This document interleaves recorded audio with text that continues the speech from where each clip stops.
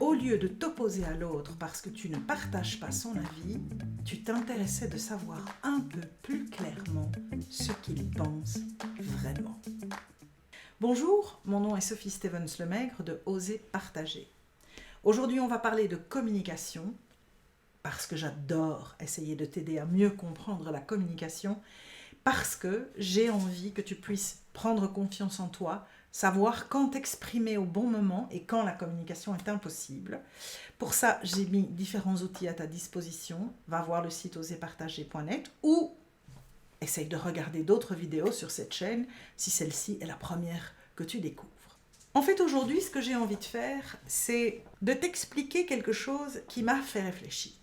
Dans une des toutes premières vidéos que j'ai publiées il y a presque 3 ans maintenant, je parlais de ces sujets ultra délicats qui sont des sujets que tu ne peux aborder qu'avec des personnes vis-à-vis desquelles tu es vraiment en confiance. Ce sont des sujets qui ne permettent pas d'être objectifs. Ce sont des sujets où tu vas avoir un avis. Alors, ces sujets sont entre autres la politique et la religion, et j'ajoutais à ça la belle famille. Mais en fait, je me suis rendu compte que le message que je te donne à chaque fois est de te dire, lorsque tu es face à ce genre de situation, évite les discussions.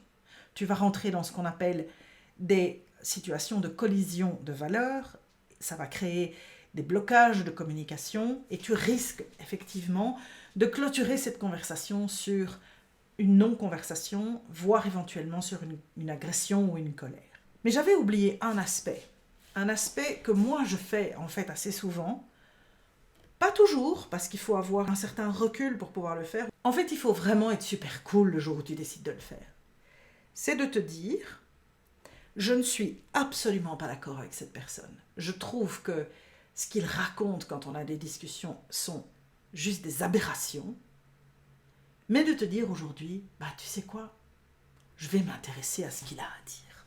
Alors, pourquoi est-ce que j'ai eu envie de partager ça? C'est parce qu'en fait, quand j'ai entendu cette réflexion, la personne qui expliquait ça disait, c'est absolument déroutant quand tu fais ce genre de choses, que tu regardes l'autre et que tu lui dis, mais en fait, il faudrait que tu m'expliques vraiment ce que tu penses. Il faudrait que tu m'expliques vraiment ce à quoi tu crois tellement.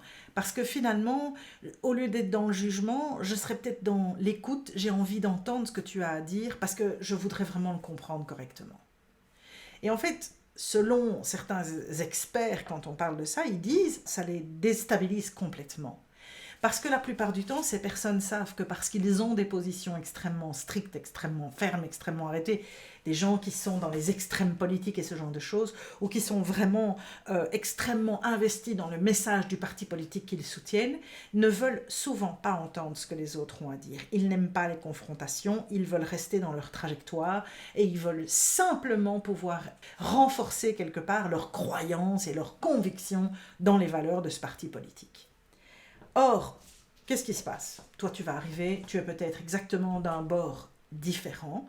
Donc, ta première réaction, elle va être d'essayer d'argumenter pour démontrer à l'autre que peut-être il devrait s'ouvrir, il y a d'autres solutions et qu'elles sont peut-être meilleures de l'autre côté. Cette fois-ci, ce que je te propose de faire, c'est pas du tout ça. Tu te tais et tu lui dis « Explique-moi un petit peu plus ce que tu veux me dire. » Finalement, je ne comprends pas toujours ce que tu expliques. On n'a jamais eu l'occasion de pouvoir en discuter. Explique-moi de façon plus complète exactement quelle est ta position par rapport à ça.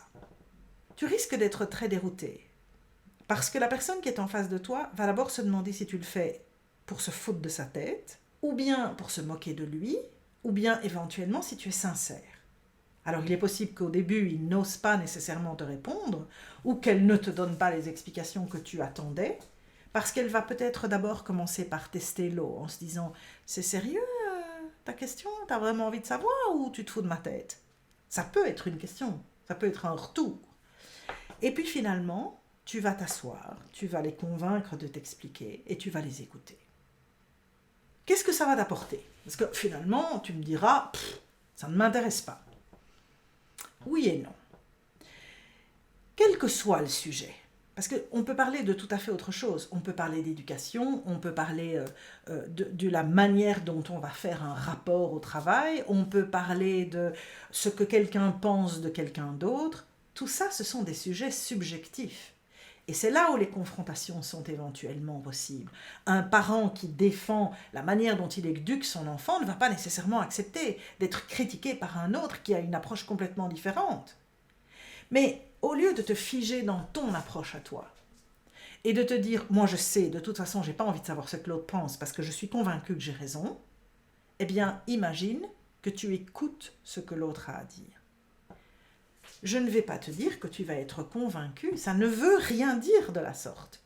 Ça veut simplement dire que, au lieu de rester sur ton postulat « moi je sais », tu choisis de dérouter l'autre peut-être un instant en lui disant « vas-y, raconte-moi, explique-moi exactement ».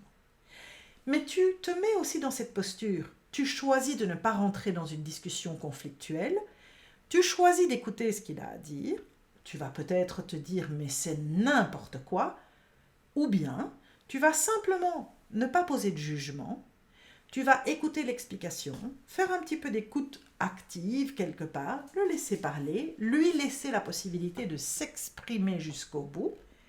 Et même si tu ne seras pas convaincu, même si tu ne seras absolument pas d'accord avec les arguments qui ont été présentés, les valeurs qui sont défendues, que sais-je, ça ne veut pas dire que tu n'auras pas appris quelque chose.